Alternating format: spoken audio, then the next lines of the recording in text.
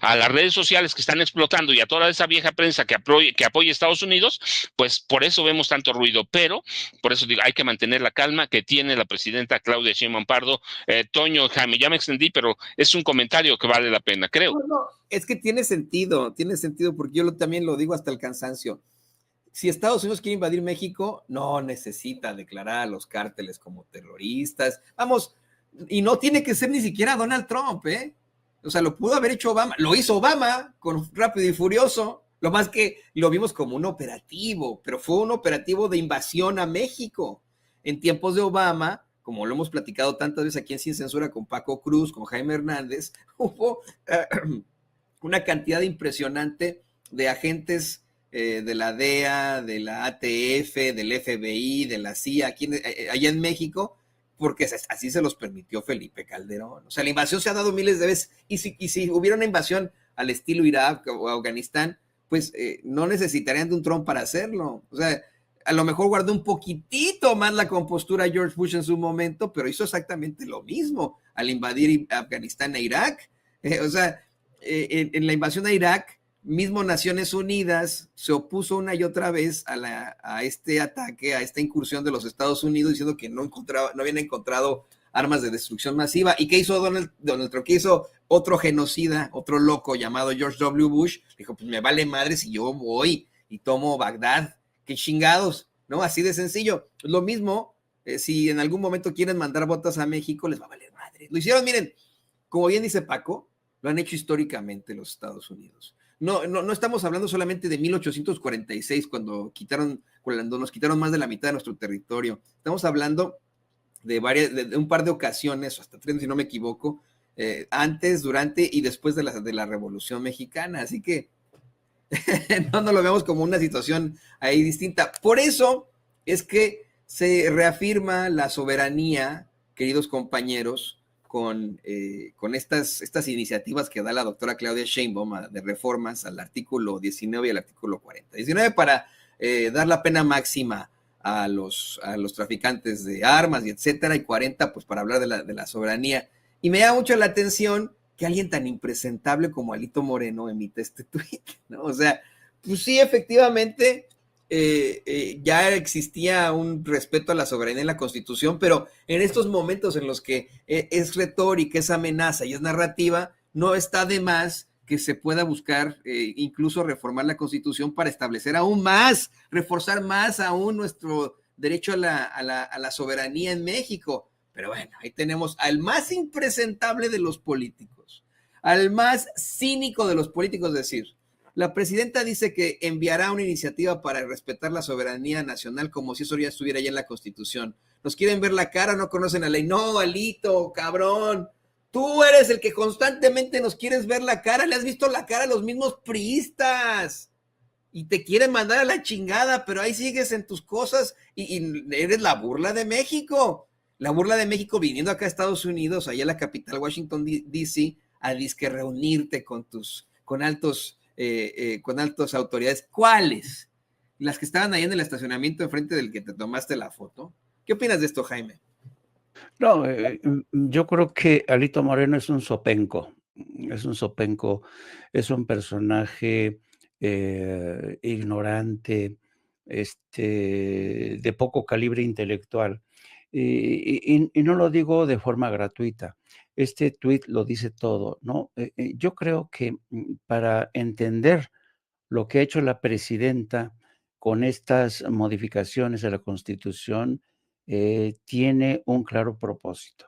Yo creo que la decisión de Claudia Sheinbaum no solamente sale al paso de un tema muy puntual, sino que sobre todo Claudia Sheinbaum está pensando a futuro. Me explico. En el primer mandato, Donald Trump demostró que puede obligar al gobierno de México a tomar medidas que de otra manera el gobierno de México no habría tomado. Por ejemplo, convertir a México en tercer país seguro sin necesidad de firmar ese acuerdo. Porque aunque Marcelo Ebrard efectivamente no firmó ningún acuerdo de tercer país, de facto México se convirtió en un tercer país seguro a donde Estados Unidos podía expulsar a inmigrantes de cualquier país, ¿no? Y luego aceptó el despliegue de 26,000 tropas de la Guardia Nacional, ¿no? Cuando viene el cambio con los demócratas, mucha gente dice, no, pues qué bueno que ya llegó Biden, porque vamos a poder meter reversa en la decisión de ya que no nos deporten gente, ya no meter tanta tropa, pero y esto fue falso. Estados Unidos y Biden ya no pudo meter reversa a muchas de estas disposiciones y México tuvo que lidiar con estas consecuencias. Bueno, sucede exactamente lo mismo ahora. Donald Trump le dice, quiero 10,000 efectivos en la frontera y además voy a designar cárteles, organizaciones terroristas, ¿no? Pregunta, ¿ustedes creen que a futuro un presidente demócrata va a poder echar marcha atrás a estas disposiciones? La designación, por ejemplo, de los cárteles de la droga como organizaciones terroristas, yo lo dudo mucho. Por eso es de ahí la pertinencia de estas modificaciones a la ley para que quede claro, son contramedidas del gobierno de México, no solamente para el presente, sino para el futuro, nos van a proteger. Así es que el señor Alito realmente no tiene ni puñetera idea de cómo se están cocinando ahora mismo las cosas. Alito Moreno y los líderes del PAN, la oposición en México, no tienen idea de lo que está ocurriendo ahora mismo en la relación bilateral. Hemos visto cómo esta misma semana la presidenta se vio obligada a reconocer entre dientes que la CIA estaba realizando vuelos de reconocimiento. ¿Cuál es la diferencia con el pasado? Sí, efectivamente ha habido vuelos de reconocimiento en el pasado, pero hasta ahora es la primera vez que se reconoce que es la CIA la que está realizando estos vuelos de reconocimiento. ¿Por qué? Esa es la pregunta que mucha gente tendría que estarse haciendo. Bueno, la respuesta es porque en medio de este caos que ha sembrado Donald Trump, lo que ha hecho es, porque antes de este tipo de operativos se encargaba el Pentágono, pero Donald Trump no confía del todo en todos los altos mandos del Pentágono. Lo que ha hecho es sacudir a la CIA, ha corrido a muchos agentes, los ha despedido, ha designado a un personaje incondicional como John Ratcliffe como jefe de la CIA. Y si ustedes leen con cuidado y detenimiento la famosa Agenda 2025, que Trump dijo, no, yo no tengo nada que ver, pues claro, si ustedes la revisan con cuidado, se van a dar cuenta que ahí viene todo. Ahí viene especificado cómo una vez que el presidente se haga con la rienda, sobre todo de la CIA va a ser el principal vehículo de su política exterior. La CIA, a partir de ahora, es la que va a determinar las medidas que tiene que tomar el presidente. Y la CIA va a ser la encargada de hacer acopio de la información y si la situación amerita una intervención militar, se lo comunica al presidente y el presidente decide de si en ese momento interviene el Pentágono o no, con una acción, una operación quirúrgica, un bombardeo. Así están funcionando ahora las cosas. Entonces, yo creo que estamos ante un nuevo escenario. Insisto, la presidenta reconoció que estos vuelos de la CIA están, pero no dijo que, claro, ahí el gobierno de México se vio obligado a aceptar este nuevo esquema de cooperación, pero ahora con la CIA tripulando, manejando estos drones. Los drones se manejan, el contenido de la información llega a la Embajada de México la procesa los analistas de la CIA y se la pasan al gobierno de México. Y fue, creo que ayer o hoy, que precisamente el principal consejero de Seguridad Nacional del presidente Trump, Mike Waltz, habló de una forma realmente entusiasta de la nueva etapa de cooperación con México. Si ustedes lo ven en la participación, porque ya ven que está esta cumbre conservadora que ha tenido lugar en Washington, a donde fue Milei, le regaló una motosierra al señor, ¿cómo se llama? Elon Musk. Y entonces, en ese contexto, exactamente, ahí tienen. Bueno, en este contexto, pues hay una conferencia de partidos conservadores, la conferencia conservadora. Bueno, en este contexto, ayer a última hora, creo que hoy, el principal asesor de la Casa Blanca del presidente Trump, no, habló maravillas de la nueva etapa de colaboración con México y el gobierno de México, la presidenta Sheinbaum, habló de cómo se están coordinando en la frontera, del despliegue de 10,000 efectivos, habló de manera muy, muy entusiasta. Por tanto, sigue habiendo cooperación bajo nuevas reglas, nuevos protagonistas. Y claro, esto ha dado pie a que mucha gente, como dice bien el maestro Paco, empiecen a dispararse con teorías conspiratorias de que ahí vienen los invasores, el buque, el portaaviones, nos van a bombardear, ¿no? No, para que entiendan, esas son las fases de acuerdo a las nuevas reglas. Perdón, Yago, por favor. Las nuevas reglas de la Casa Blanca o de la administración Trump, que por el momento le tiene más confianza a la CIA que al Pentágono. Entonces, la CIA se va a encargar de elaborar los informes que se comparten con México, para ver en qué medida México está cumpliendo, a ver en qué medida es cierta la versión de que todos los territorios o gran parte de los territorios están controlados por el narco. Hemos visto cómo, para mí, y estoy entrando en el terreno de la especulación, aquí lo tengo que decir, para mí uno de los principales puntales de esta nueva estrategia de la parte mexicana se llama Omar García Harfuch.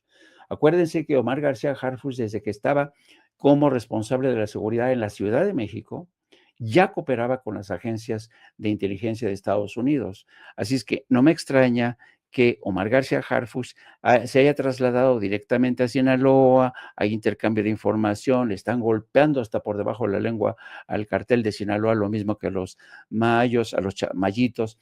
Entonces, estamos en una nueva era de colaboración, pero como bien dice el maestro Paco, ya recordado, siempre ha habido injerencia, aunque ha cambiado por completo el paisaje. Como bien decía el maestro Paco, antes, por ejemplo, fíjate, desde López Mateos, ¿saben cuál era el sobrenombre de López Mateos para la CIA?